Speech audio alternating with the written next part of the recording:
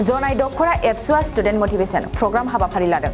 2023 मायथाइनि मेट्रिक आनजाद होग्रा फरायसाफोरखौ जनाय दखरा एबसुआ एबसुनि मावथांखि बायदि स्टुडेन्ट मटिभेशन प्रग्राम सावरायमेल हाबाफारि लादों। हाबाफारिनि गेजेरजों मेहेरगोनां सावरायलायनायनि गेजेरजों फरायसाफोरखौ गाहामैनो थुलुंगाखां होनाय जायो। हाबाफारियावनो बाहागो लायो धेमाजि जिल्ला दुलाराय बर' फरायसा आफादनि आफादगिरि तेनजिं बर', सोलोंथाइ नेहाथारि मोजां गसाइ नार्जारि, इउएनबि गोजौ फरायसालिनि गाहाय फोरोंगिरि भुमिधर बर', जनाय दखरा दुलाराय बर' फरायसा आफादनि आफादगिरि मन'राम मुसाहारि, लोगो आफादगिरि सत्यजित बसुमतारि, गाहाय नेहाथारि प्रदीप बर', इउएन एकाडेमिनि गोरायुं फिरज बसुमतारि, जनाय दखरा दुलाराय बर' फरायसा आफादनि गुबुन गुबुन बिबानगिरिफ्रा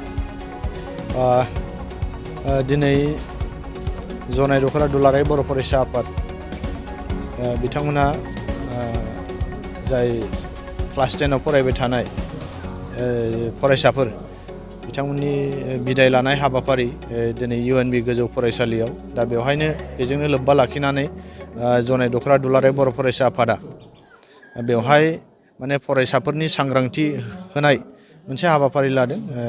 बे हाबाफारियाव आंखौ बिथांमोना लेंहरदों आरो बेवहाय आंजों लोगोसे बाहागो लादों धेमाजि जिल्ला दुलाराय बर' फरायसा आफादनि आफादगिरि तेनजिं बर' मानगोनां बिथां आरो फरायसालिनि फोरोंगिरि आरो मेडाम मिस गासैबो बिथांमोना दिनै बाहागो लादों। बे हाबाफारिया खोब मोजाङैनो जानानै थांबाय आरो बेवहाय हाबाफारियाव बाहागो लानानै आं बेखौनो बुंदों दिनै फरायसा फरायसुलिफोरा दिनै फिसा फिसा थांखि लायालासिनो मोनसे गिदिर थांखि लानानै जों आनजादफोरखौ लिरोब्ला जों इयुनाव जाफुंसार जानो हायो। आं गुबै बेखौनो बिथा खालामदों दिनै जोंनि धेमाजि ओनसोलाव दैबानाजों लोमजानानै थानाय आरो खस्थ' फरायनाया जेरैबायदि फरायनांगौ बेबायदि फरायनायनि माखासे सुबिदा आरो आबहावाफोरखौ मोना। दा बे हिसाबै अब्लाबो आं बिथांमोनखौ माखासे खोथा बुंनानै थुलुंगाखां होदों। जिहेथु जोङो गोग्लैसोनाय ओनसोलनि हिसाबै दिनै जों गुबुन गुबुन ओनसोलनि फरायसाफोरजों जों कम्पेयार खालामनांगोन, चेलेन्ज खालामनांगोन। आं बिथांमोनखौ बुंदों दिनै अल आसामाव टप 10 नि टप 20 नि जायगा दिनै जों बर' मानसिफ्रा खोब बोसोरनै बोसोरथामसोनि उननिफ्राय सिगाङावहाय जों मोनदोंमोन। नै दा जोङो टप 10 एबा टप 20 आव सासेबो जोंनि बर' मिडियामनि बर' फरायसा जों मोननो हायाखै।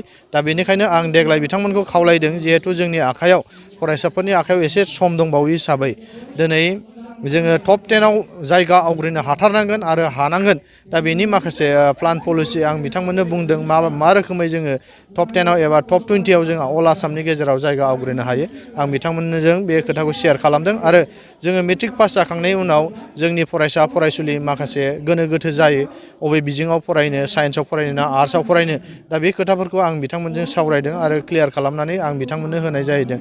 आसा खालामदों फैबाय थानाय मेट्रिक आनजादाव दिनै इउएनबि गोजौ फरायसालिनिफ्राय जिहेथु जनाय हालामनि गंसेल' नायल' जाल' फरायसालि बड'फा उपेन्द्रनाथ ब्रह्मनि मुङाव गायसननाय बे फरायसालि, आं बेखौ बुंदों फरायसाफोराव जाहाथे जोङो खाफाल गोनां जोङो बड'फा उपेन्द्रनाथ ब्रह्मनि मुङाव जों फरायसालिनि मुङाव जों फरायनो मोनदों। दा बे फरायसालिनि मुंखौ जों लाखिनांगोन आरो फरायसाफ्रा लाखिथारनांगोन होननानै आं बिथांमोनखौ खावलायदों। बेवहाय जोबोद गोजोनथाव जादों। दिनै जि थाखोनि बर' फरायसुला फरायसुलि बे इउएनबि मेम'रियेल बड' हाइ स्कुलनि फरायसुला फरायसुलि जि थाखोनि जेसेबां गथ'फोर दङ बिसोरो दिनै फरायसालियाव मोनसे नेम दङ जे जि थाखोनि फरायसुला फरायसुलिफ्रा बिदाय लानाय मोनसे हाबाफारि लायो। दा बे बिदाय लानाय हाबाफारिजोंनो दिनै बे बुब्लियाव जनाय दखरा दुलाराय बर' फरायसा आफादा मोनसे बिसोरखौ बानजायनाय मोनसे हाबाफारि हिसाबै बाहागो लानो आंखौ जिल्लानि जानानै खावलायदों। बे समाव आङो बेवहाय बाहागो लाना जोबोद गोजोननाय मोनदों।